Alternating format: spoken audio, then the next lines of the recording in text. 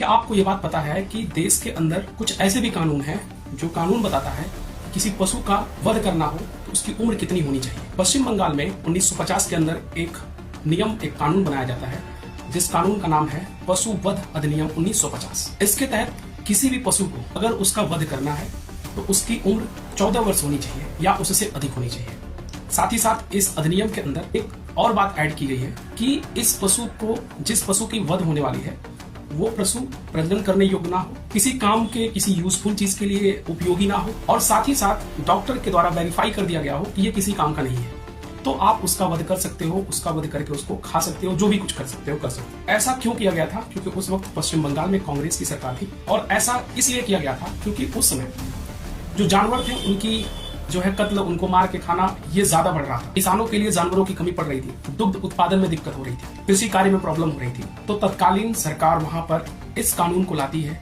और कहती है कि 14 साल से कम उम्र के जानवरों का वध नहीं किया जा सकता और अगर वो 14 साल उम्र क्रॉस कर लिया है तो उसका वध कर सकते हैं विद सेटिस्फाइड बाय डॉक्टर। जब तक डॉक्टर सेटिस्फाइड नहीं करता है आपको कि ये किसी काम योग्य नहीं है, तब तक। ये मामला कहां से निकल के आया? अभी आपको पता होगा, पश्चिम बंगाल के अंदर बीजेपी सरकार का गठन हुआ। बीजेपी सरकार के अंदर एक नेता जिनका नाम है अग्निमित्रा पाल, इन्होंने इस पूरे कानून को बिना कुछ बताए ऐसे डायरेक्टली बोल दिया कि कोई भी पशु, गाय, जानवर कोई भी इसका वध कर सकते हैं 14 साल के बाद, यानी कि उसका उम्र 14 साल हो जाता है तो उसका वध कर सकते हैं। बस इतना ही बात उन्होंने बोला और इतनी ही बात सुर्खियां बन गई।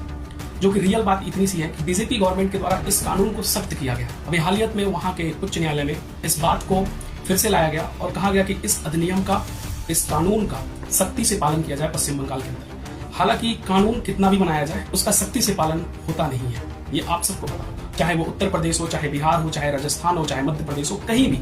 अभी आप सबको पता होगा कि राजस्थान के अंदर एक ऐसा जगह है जहां पर मतलब जानवरों को, जो जानवर मर जाते हैं उनको लाकर वहां फेंका जाता है। वहां पे देखा गया हजारों की संख्या में गौ लाश पड़े हुए हैं। ये आखिर इतना ज्यादा लोग मरे कैसे? ये किसकी जिम्मेदारी थी? एक बार जानवरों को बचाने की बात करते हो तो दूसरे स्टेट में जानवर ऐसे पड़े हुए हैं, उन पे मिट्टी तक नहीं है। ये गवर्नमेंट की नाकामयाबी है कि हजारों की संख्या में गौ ऐसे पड़े हुए हैं, उनके शरीर बिखरे हुए हैं, लेकिन कोई भी संरक्षण का कार्य नहीं हो रहा है, कोई भी उनको देख रेख नहीं हो रहा है।